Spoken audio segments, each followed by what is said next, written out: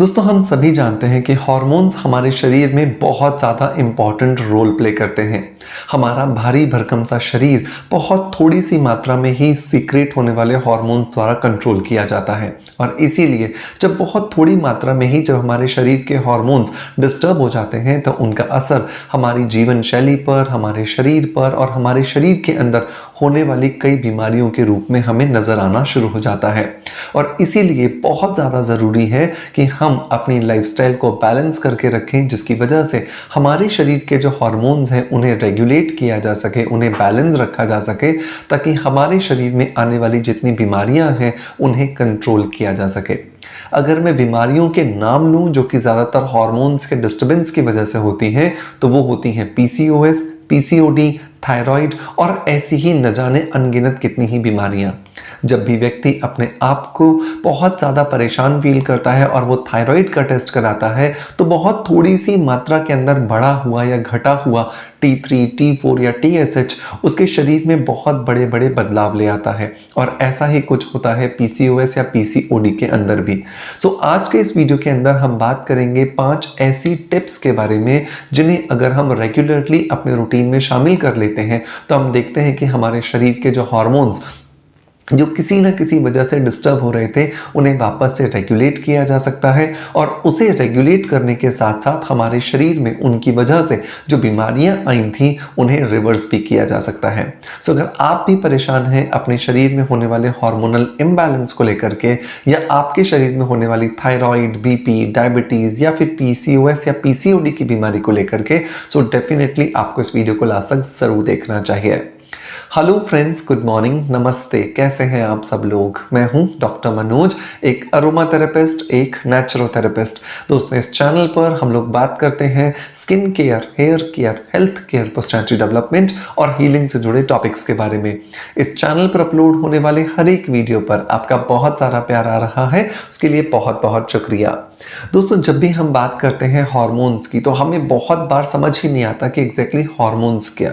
Hormones basically हमारे शरीर के अंदर उत्पन्न होने वाले वो केमिकल्स होते हैं जो कि हमारे शरीर के अलग अलग अंगों को कंट्रोल करते हैं। इन्हीं की वजह से ही अंगों के बीच में आपस में कम्युनिकेशन होता है और इन्हीं की वजह से हमारे शरीर में ग्रोथ एंड डेवलपमेंट जो है वो बेहतर ढंग से हो पाता है। लेकिन अब यही हार्मोन्स जब बहुत ज़्यादा डिस्टर्ब हो जाते हैं या शरीर में कम या ज़्यादा बनना शुरू कर देते हैं तो इनकी वजह से हमारे शरीर में बहुत सारी बीमारियां आना शुरू हो जाती हैं। एक छोटा सा एग्जांपल आपको देता हूं जिससे आप हार्मोन्स को अच्छे से समझ पाएंगे। सपोज कीजिए कि आज आपका मूड थोड़ा सा ऑफ है, आज आप अच्छा अनुभव नहीं कर रहे हैं, आज आपकी किसी से कोई झगड़ा या कोई फसाद नहीं हुआ है, लेकिन फिर भी आज आप थोड़ा सा डिस्टर्ब्ड हैं। इसका मतलब कि आज आपके शरीर के अंदर एक हार्मोन थोड़ा सा ज़रूरत से ज़्यादा प्रोड्यूस हो गया है जिसका नाम है कार्टिसोल। कार्टिसोल एक स्ट्रेस हार्मोन है। ये किसी भी वजह से आपके शरीर में थोड़ा सा भी जब ज़्यादा प्रोड्यूस हो जाता है तो आप एंजाइटी का अनुभव करने लगते हैं। आपका जो फील गुड फैक्टर होता है वो कहीं ना कहीं एवेपोरेट हो जाता है, कहीं वैनिश हो जाता है। आप अपने आप को लोनलीनेस वाला फील करना शुरू कर देते हैं।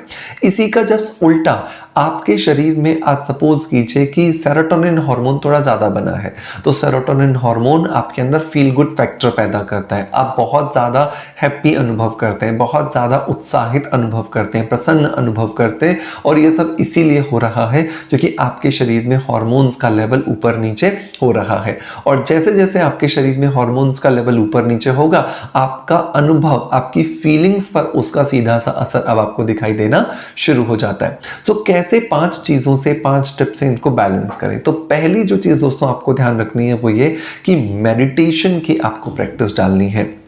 मेडिटेशन एक ऐसी प्रोसेस है, एक ऐसी प्रक्रिया है जिससे आप अपने ब्रेन को बेसिकली ट्रेंड करते हो एक सम अवस्था में रहने के लिए, मतलब एक ऐसी सिचुएशन में रहने के लिए या एक ऐसे सिनेरियो में रहने के लिए जहां पे स्थितियां ऊपर नीचे कैसी भी चल रही हो, लेकिन आप ब्रेन को ट्रेंड करते हो कि आपको बैलेंस्ड रहना है। जब आप ब्रेन को इस तरह से ट्रेंड कर देते हैं तो आपका ब्रेन बहुत बार जब बहुत ज़्यादा डिस्टर्बिंग सिचुएशंस आती हैं तो डिस्टर्बिंग हार्मोन सीक्रेट नहीं करता, जिसकी वजह से आप बुरी से बुरी परिस्थिति में भी बहुत सहजता से क्रॉस कर जाते हो। सो मेडिटेशन जब मैं बोलता हूं तो बहुत सारे लोग परेशान हो जाते हैं, कैसे करना है, कब होगा, कैसे करें, तो ये समझ नहीं आता। बहुत सिंपल एक तरीका बताता हूं कि अगर आप एक बिगिनर हैं, आपको नहीं पता मेडिटेशन कैसे करते हैं, तो सिंपल एक तरीका अपनाइए, आप कैंडल गेजिंग करना शुरू कीजिए। कैंडल गेजिंग, जिसे हिंदी में त्राटक कहा जाता है, एक बेहतरीन प्रक्रिया है जिससे आप अपने मेडिटेशन की यात्रा की शुरुआत कर सकते हैं। रोज दिन में कभी भी 15 मिनट के लिए, 20 मिनट के लिए एक अंधेरे कमरे में बैठिए, एक मोमबत्ती को या गाय के घी के अंदर दीपक को जलाइए और उस दीपक की लौ को या उस मोमबत्ती की लौ को बिल्कुल अपनी आंखों के सामने रख करके बिना ब्लिंक किए अपनी आईज को उस लौ पर फोकस कीजिए। जब आपको लगे कि अब आपकी आईज ब्लिंक करने की बहुत ज़्यादा डिमांड कर रही है, अब आप नहीं बैठ पा रहे हो, बहुत धीरे से अपनी आईज को बंद कीजिए। 2 सेकंड, 5 सेकंड, 10 सेकंड्स के लिए आप उस स्थिति में रहिए और उसके बाद वापस से उस फ्लेम को देखना शुरू कर दीजिए। जो भी थॉट्स आ रहे हैं आने दीजिए, आपको थॉट्स को कंट्रोल नहीं करना है। जो भी थॉट्स आ रहे हैं आ जाने दीजिए। एक समय रोज प्रैक्टिस करने के बाद ऐसा आएगा जब आपके थॉट्स जीरो हो जाएंगे और यहीं से ही आपको मजा आना अपनी इस मेडिटेशन की जर्नी के अंदर शुरू हो जाएगा। सो मेक श्योर कि एक इसकी अपनी प्रैक्टिस में जरूर शामिल करें। नंबर 2, आपको खाने के अंदर कोशिश करनी है कि ज्यादा से ज्यादा जो आपका खाना है, आपका टोटल जितना आप खाना खाते हैं उसमें से 60 to 70% खाना आप कच्चा खाएं। मतलब कि वो चीजें जिन्हें कच्चा खाया जा सकता है, सैलेड्स खा सकते हैं, फ्रूट्स खा सकते हैं, जूसेस ले सकते हैं, सूप्स ले सकते हैं। तो इनकी वजह से आपके शरीर के अंदर जो पॉजिटिविटी है, जो आपके शरीर की जो नेचुरल हीलिंग पावर है, वो स्टिमुलेट होगी और उसकी वजह से आपके शरीर में जितने हार्मोन्स का इंबैलेंस चल रहा है वो धीरे धीरे अपने आप ठीक हो जाएगा। इसे कहा जाता है बॉडी की natural own healing power.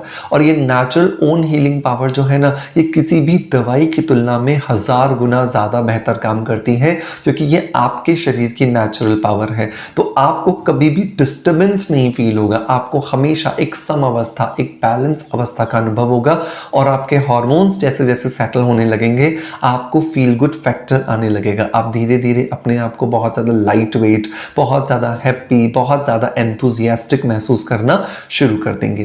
Tip number 3 जो आती है दोस्तों, वो आती है नेचुरोपैथी से, कि आपको जो सफ़ेद जहर जो हम 4 अपनी डाइट में लेते हैं, जिसमें नमक है, चीनी है, मैदा है और वनस्पति घी है, इन चारों चीज़ों को कम से कम मात्रा में लेना है या कोशिश करें कि अगर आप इन्हें पूरी तरह से अवॉइड कर सकते हैं, क्योंकि ये 4 सफ़ेद जहर हमारे शरीर में जाकर के धीरे धीरे हमारे शरीर को बहुत ज़्यादा गंदगी से भरते जाते हैं, बहुत ज़्यादा टॉक्सिन्स हमारी बॉडी में जमा होते जाते हैं और जितने ज़्यादा टॉक्सिन्स हमारी बॉडी में जमा होंगे उतना ज़्यादा हमारे शरीर को दिक्कत होगी अपना नेचुरल जो फंक्शन है पूरा करने के लिए।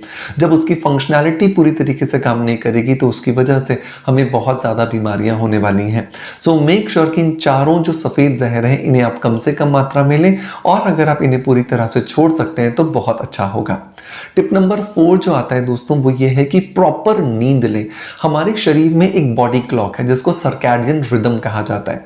ये सर्कैडियन रिदम हमारे शरीर के अलग अलग ऑर्गन्स को ध्यान में रखते हुए परमात्मा ने बनाई है। हर शरीर का ऑर्गन एक स्पेसिफिक टाइम में काम करता है, लेकिन आज हमारी लाइफस्टाइल ऐसी हो गई है कि हम रात को सोने की बजाय रात को जागते और दोपहर तक सोते रहते हैं, जिसकी वजह से हमारा ये सर्कैडियन रिदम डिस्टर्ब हो गया है।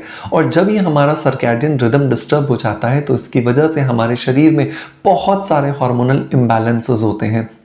मेक श्योर कि प्रॉपरली आप 10, साढ़े 10 या मैक्सिमम 11 बजे आप सो जाएं और सुबह 6 से 7 बजे के बीच में उठ जाएं, जिससे आप अपने शरीर की जो सर्कैडियन रिदम है इसे प्रॉपरली पूरा कर सकें, इसे बैलेंस कर सकें।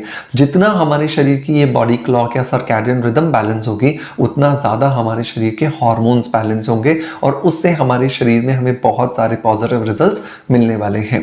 टिप नंबर 5 जो आती है वो कुछ समय के लिए आपको सन एक्सपोजर एक्सपोजर ज़रूर करना चाहिए।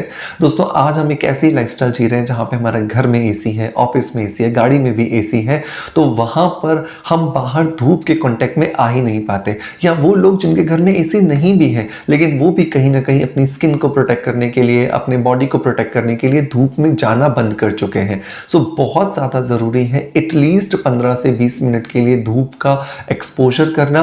सुबह सुबह जब आप 6 बजे, 6:30 बजे या 7 बजे जब आप धूप में जाते हैं, तो वो आपकी स्किन को डैमेज नहीं करती, बल्कि उसकी वजह से हमारी स्किन के ऊपर विटामिन डी का सिंथेसिस होता है। और ये विटामिन डी का सिंथेसिस एक नेचुरल प्रोसेस है, जिसकी वजह से हमारे शरीर के जो दूसरी प्रक्रियाएं हैं वो रेगुलेट होती हैं, और उनमें सबसे इंपॉर्टेंट है हार्मोन्स की फंक्शनिंग प्रॉपरली होना।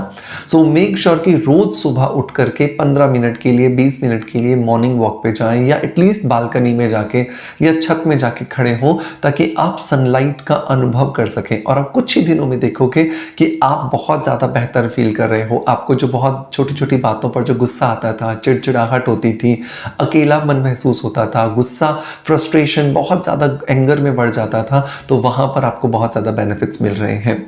सो दोस्तों, मैं उम्मीद करता हूँ कि ये 5 टिप्स को आप ज़रूर फॉलो करेंगे, और ये 5 टिप्स आपको बहुत ज़्यादा बेनिफिट देंगे आपकी जो लाइफस्टाइल है उसको बैलेंस करने के लिए, आपके हार्मोन्स को रेगुलेट करने के लिए। आपका प्यार आप हमें ऐसे ही देते रहेंगे, इसी आशा के साथ आपसे अलविदा लेता आपका knowledge friend doctor Manoj. Thank you so much. Bye bye. Love you all.